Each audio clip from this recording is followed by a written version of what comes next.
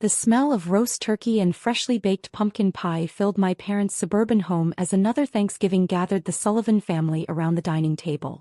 I adjusted my simple sweater, feeling distinctly underdressed among my siblings' designer outfits and expensive watches.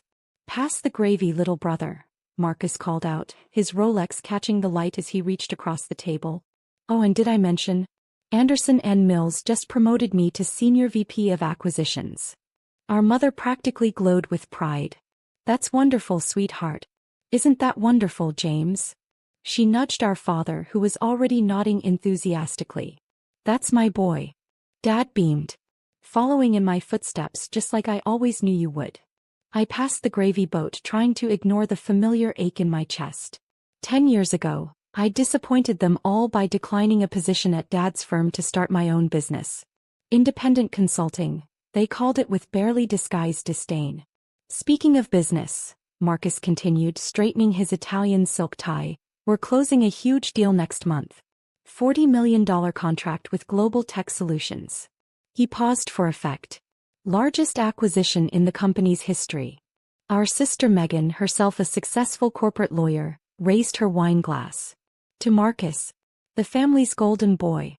Everyone raised their glasses except me. I was too busy processing what Marcus had just said. Global Tech Solutions. My company. Well, one of them anyway.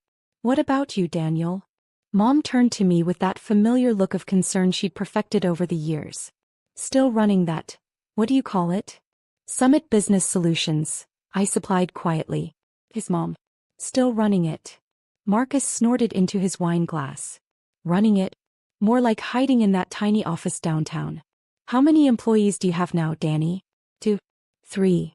"Something like that," I replied, thinking about the 300 people working across my companies, none of them knowing that the mysterious DS Wright who signed their paychecks was actually Daniel Sullivan, the family disappointment. "You know," Marcus leaned forward, his voice taking on that condescending tone he'd mastered since childhood, "Anderson and Mills is always looking for good people. I could put in a word, get you a real job. Starting salary is only 6 figures, but it's better than whatever you're making with your little consulting thing." 6 figures. I suppressed a smile, remembering the 8-figure deal I'd closed just that morning. But they didn't need to know about that. "Not yet." "Thanks, but I'm good," I said, reaching for the mashed potatoes. "Good." Marcus laughed loudly. "Danny, real executives make millions. They drive luxury cars, live in penthouses, make deals that actually matter. When was the last time you closed a deal worth more than a few thousand?" If he only knew about the contract sitting on my desk waiting for his signature tomorrow. The one that would determine whether Anderson and Mills survived the next quarter. "Leave him alone," Mom sighed. "At least he's trying. We can't all be as successful as you, Marcus." Dad nodded sagely. "Some people just aren't cut out for big business. Nothing wrong with that, son." He patted my shoulder sympathetically. "As long as you can pay your bills, right?" I thought about my multiple homes, the private jet I'd bought last year, the offshore accounts that would make Marcus's yearly bonus look like pocket change. "Right, Dad? Just paying the bills." "Well, I have more exciting news," Marcus announced, clearly tired of discussing my mediocre career. "About that global tech deal. I'm meeting with their CEO tomorrow. Nobody knows who they are, very mysterious, but I've got it handled. By this time tomorrow, I'll have their signature on the dotted line." I took a sip of water, hiding my smile. Tomorrow's meeting would certainly be interesting. "That's the difference between us, Danny," Marcus continued, warming to his favorite topic, my failures. "I'm out there making real moves, changing the business landscape, while you're probably still working on spreadsheets for local shops." Our cousin Peter chimed in from across the table. "Hey, those shops need help too. Though," he lowered his voice conspiratorially, "I heard Global Texo is ruthless. They say half their acquisitions end in complete takeovers. Better watch out, Marcus." Marcus waved his hand dismissively. "Please. I've never met a CEO I couldn't charm. This deal is practically done. In fact." He raised his glass again. "To the biggest deal of my career.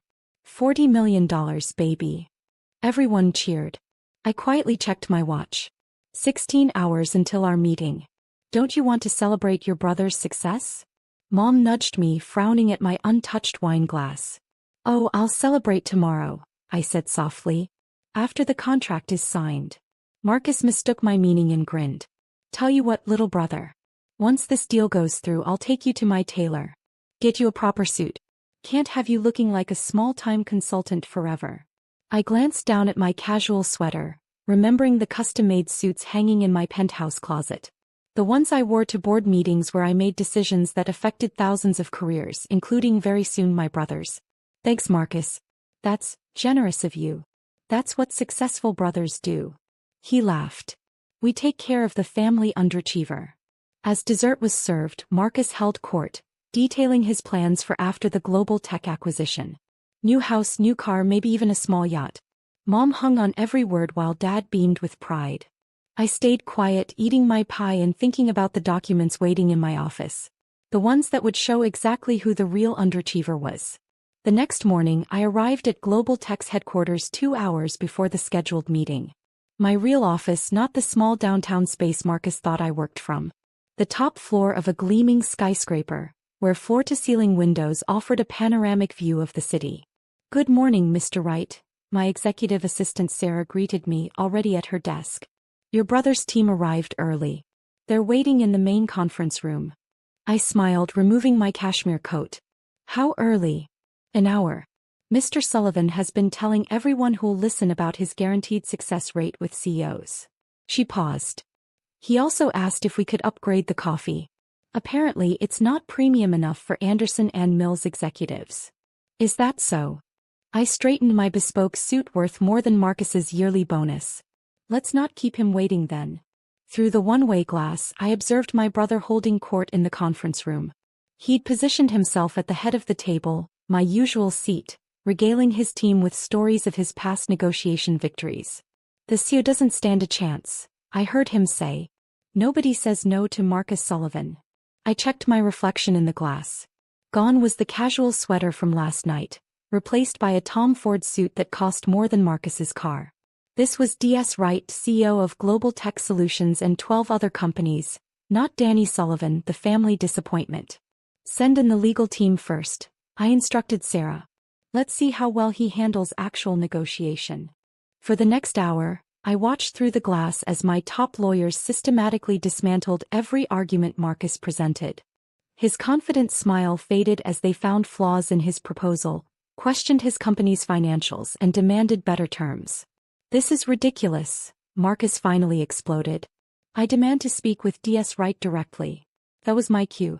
The room fell silent as I entered. Marcus stood up, straightening his tie, ready to unleash his famous charm.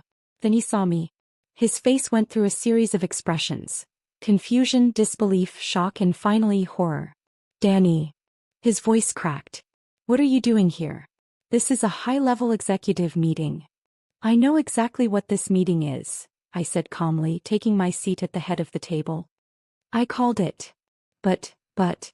Marcus sank back into his chair. You run Summit Business Solutions. That little consulting firm. One of my companies, yes. I opened the contract in front of me.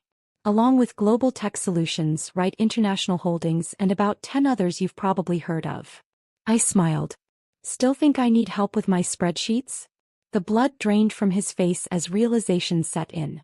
You're D.S. Wright? The D.S. Wright. The one your company's been desperately trying to make a deal with?